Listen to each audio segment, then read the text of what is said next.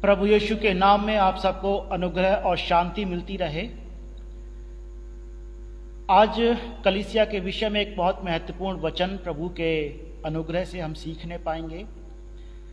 जकरिया की किताब उसका पहला अध्याय 15वां पद, और प्रभु ने वहां पर बहुत महत्वपूर्ण वचन उन जातियों के विषय में कहा है जो सुख चैन से रह रही थी।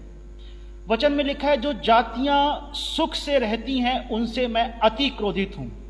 प्रभु का वचन है ये, क्योंकि मैंने तो थोड़ा सा क्रोध किया था परंतु उन्होंने विपत्ति को बढ़ा दिया है।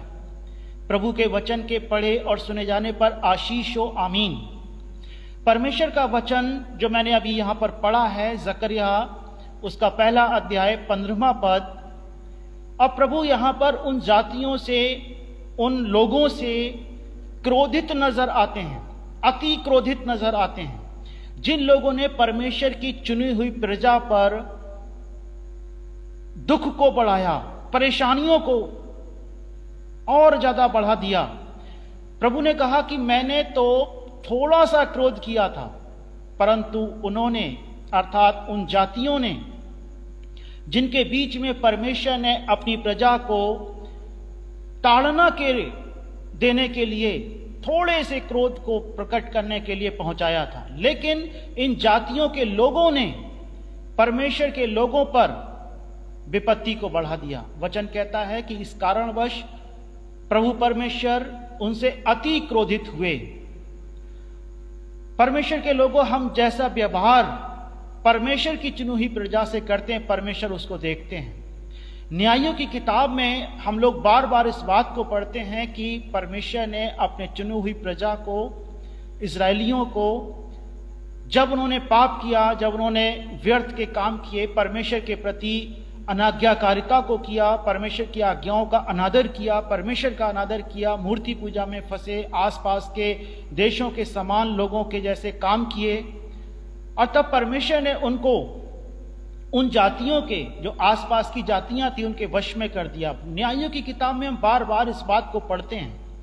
हम पाते हैं कि परमेश्वर ने इस प्रकार करके, इस प्रकार से ताड़ना को भेज करके अपने लोगों को, इजरायलियों को सिखाया कि वो मेरी, अर्थात परमेश्वर की आज्ञाओं का पालन करें, और उन्होंने किया भी। जब कभी विपत्ति आती थी और परेशानी बढ़ती जाती थी, उनको समझ में नहीं आता था कि अब क्या करें, तब वो परमेश्वर की ओर फिरते थे, वो मन फिराते थे, और बार बार ऐसा होता था, और परमेश्वर बार बार उनको छुड़ाते भी थे।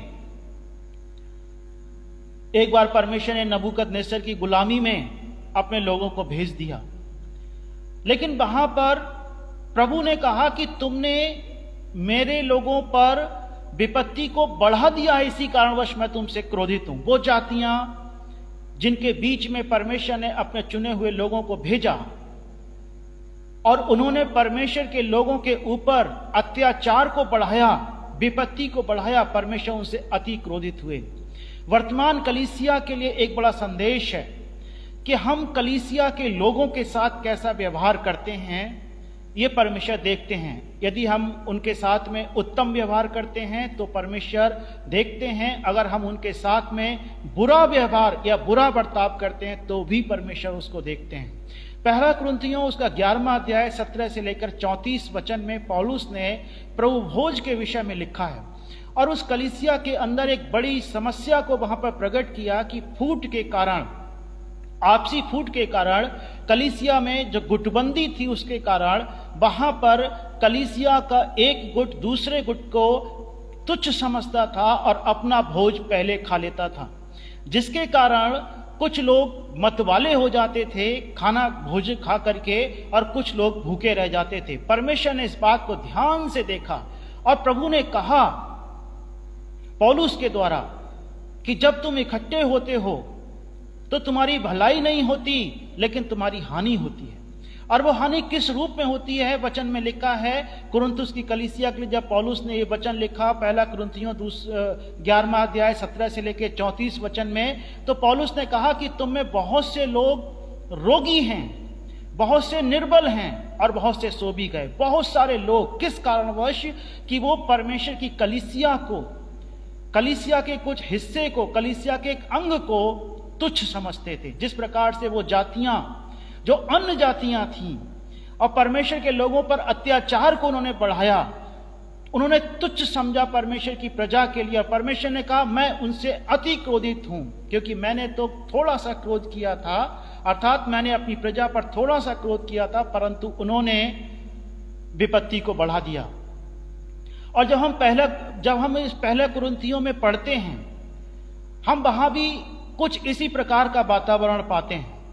फर्क सिर्फ इतना है कि उस समय जो जकरिया 1:15 में मैंने पढ़ा है, वो हमें दर्शाता है कि अन्य जातियों ने विपत्ति को बढ़ाया।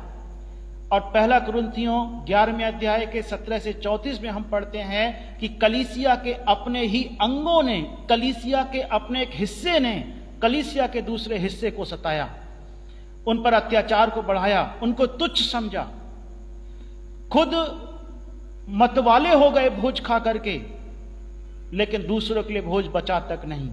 और परमेश्वर ने इसको बड़े ध्यान से देखा, इसीलिए पौलुस के द्वारा पवित्र आत्मा ने लिखवाया, सचेत किया। और परमेश्वर ने कहा यदि तुम जांचते, अपने आप को जांचते तो दंड ना पाते। और ये जांचना कलीसिया के लिए बहुत आवश्यक है। हम कलीसिया के किसी सदस्य के साथ कैसा व्यवहार करते हैं, ये परमेश्वर की निगाह में, उनकी दृष्टि में बना रहता है। यदि हम उनके साथ बुरा व्यवहार करते हैं, हम उनको अगर चोट पहुंचाने की कोशिश करते हैं, तो परमेश्वर के वचन के अनुसार जैसा लिखा हुआ है कि यदि तुम अपने आप को जांचते तो दंड ना पाते। नहीं जांचा, कलीसिया को तुच्छ समझा, बिना मसीह की देह के पहचाने जो प्रभु भोज में शामिल हो गए, परमेश्वर ने उनको दंड का भागीदार बना दिया। अगर हम कलीसिया के किसी भी मनुष्य को, किसी भी सदस्य को तुच्छ समझ करके व्यवहार करते हैं, उनको छोटा समझते हैं, गरीब समझते हैं, निर्धन समझते हैं, किसी योग्य नहीं समझते, अनपढ़ या किसी और विशेषण के तहत उनको समझते हैं, तो सावधान। परमेश्वर की कलीसिया मसीह की दुल्हन है, यीशु मसीह की कलीसिया उनकी दुल्हन है। और अगर किसी की दुल्हन को, अगर दूल्हे की दुल्हन को खराब बताया जाएगा तो दूल्हा बहुत क्रोधित हो जाएगा। जैसा कि परमेश्वर ने जकरिया में 1 और उसके 15वें वचन में स्वयं को प्रकट भी किया कि मैं जो जातियां सुख से रहती हैं उनसे मैं क्रोधित हूं, वरन अति क्रोधित हूं।